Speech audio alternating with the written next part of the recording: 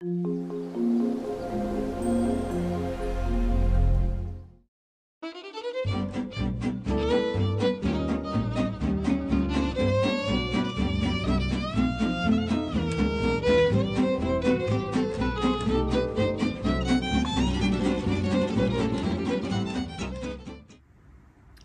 nous y sommes, ça va être l'heure du verdict. On va maintenant voir si le moteur et les chariots fonctionnent avec le système qu'on a réparé, que l'on va replacer maintenant dans la porte.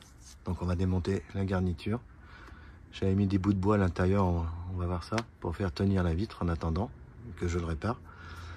On va tout redémonter et puis on va replacer le mécanisme et voir s'il fonctionne.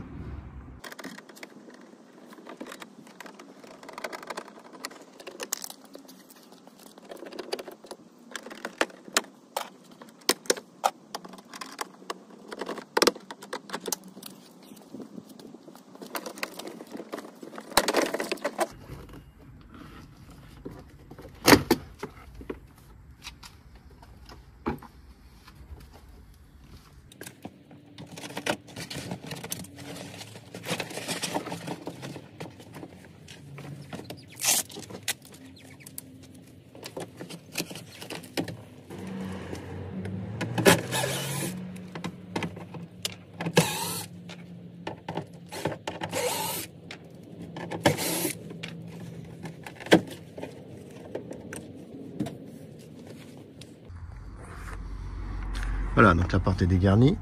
On a enlevé l'enceinte parce qu'on a besoin de passer ici pour pouvoir mettre la vis de la vitre sur le mécanisme. Celui-là, qui ira derrière l'enceinte. Et puis là, maintenant, on va démonter ce que j'ai tenu pour faire tenir la vitre.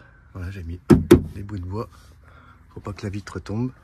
Donc il y en a un là et un autre dedans, ici.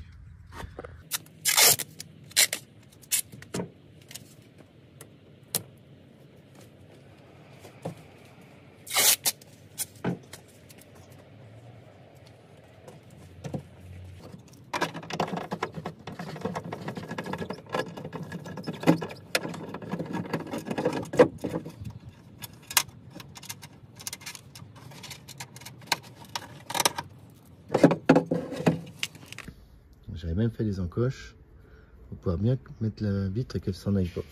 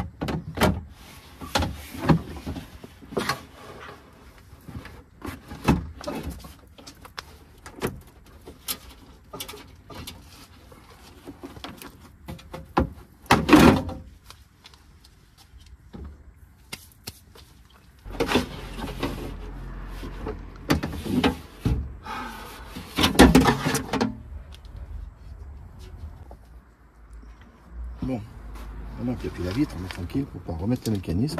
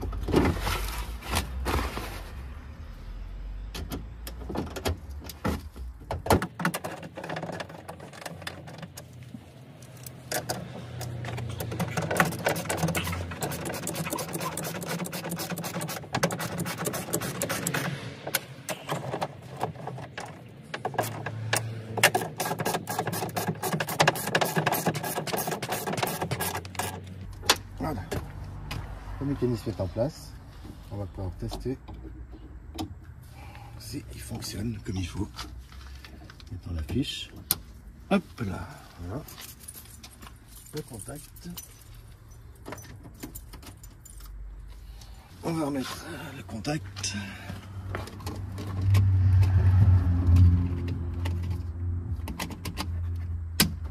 Voilà.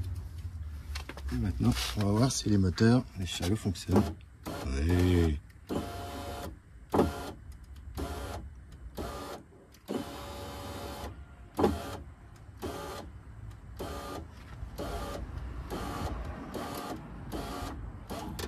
Ils sont en haut. On va descendre en bas à fond.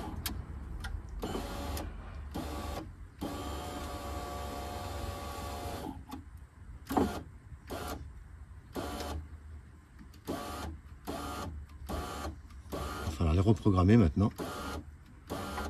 Il faut qu'ils s'arrêtent toutes les 2 secondes. Voilà. Il faut faire un tour en bas à fond. Ok. Normalement, ils ne vont toujours pas monter comme il faut. Ah si, ça y est, c'est bon. Voilà, il a fait le tour. Maintenant en bas tout seul. Sans appuyer. Impeccable. Et maintenant monter tout seul. Impeccable. La vitre est reprogrammée. Donc maintenant on va aller descendre au milieu pour pouvoir fixer la vitre comme il faut. Dans les trous. Donc on va la descendre. Hop, on s'arrête par là. Un petit peu parce que de l'autre côté, dans l'enceinte, on voit pas. On l'a ici et là dans l'enceinte, le trou est là pour pouvoir visser la vis sur les chariots. Donc on va replacer la vitre, on va la descendre au niveau des trous et des fixations et ça sera fini.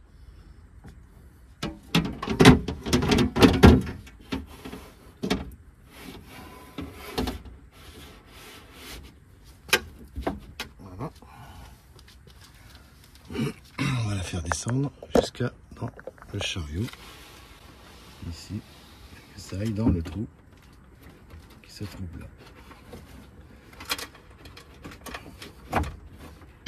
Clac. La vitre est dans le chariot. Il ne reste plus qu'à la mettre devant. Donc là, il faut placer la platine qui reçoit la fixation derrière le chariot blanc. Ça se met dans un truc en plastique derrière. Hop.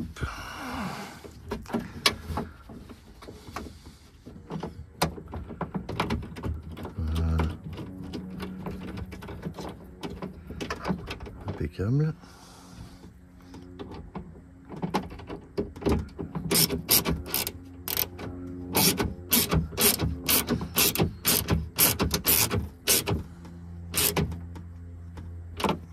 Voilà. On a fixé là. Maintenant, on peut réessayer l'ensemble.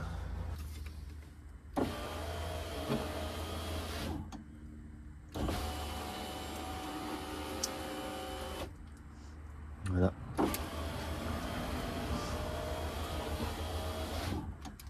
Impeccable. Il ne reste plus qu'à tout remonter les garnitures.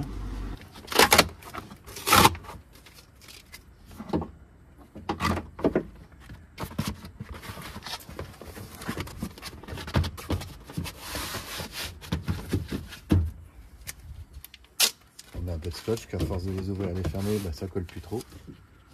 Alors on vient mettre un peu de scotch pour garder l'étanchéité de la porte. Quand il pleut, l'humidité va dedans. C'est ce qui évite l'humidité de revenir dans la voiture. Ça garde l'humidité dehors.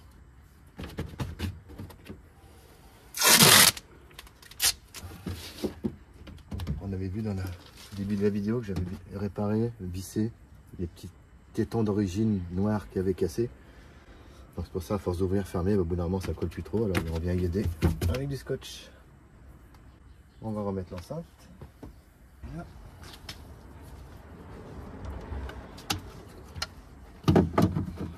Tac. Avec les vis.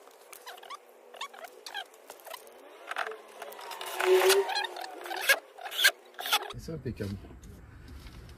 Maintenant, la garniture de porte.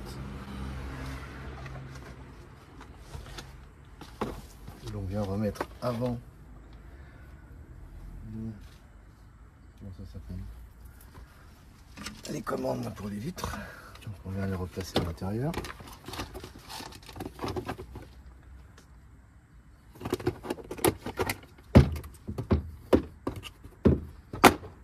Voilà. On remet la fiche derrière.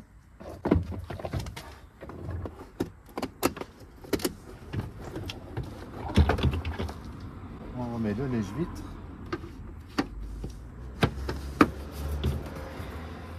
Et ensuite, on va mettre à l'intérieur les lèche-vitres. Et voilà, c'est fini, on met les agrafes en pression.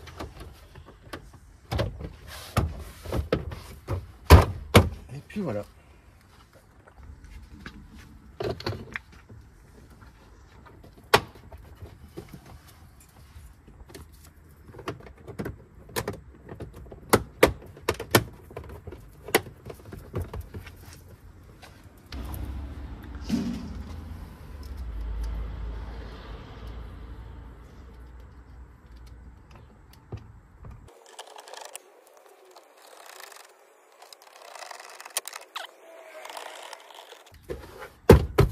Voilà, tout est ok. On va retester.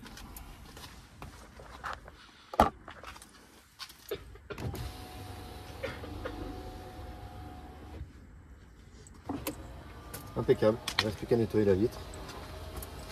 Et c'est fini. Voilà comment on répare un mécanisme de porte avec des petits tétons en plastique de merde qui sont là pour durer pas longtemps dans le temps. Et voilà, bah maintenant ils sont en acier. Ils vont être là jusqu'à ce que la voiture soit détruite complètement à la casse un jour, on sait pas quand. Mais ils vont tenir maintenant pendant très longtemps. Si l'autre côté, au cas où, sur la porte de droite, ça arrivait, et ben on fera la même chose. Et je referai exactement la même opération pour l'autre porte au cas où. Et pour le moment, tout va bien, donc je touche du bois, ça va. Et aujourd'hui, opération réussie.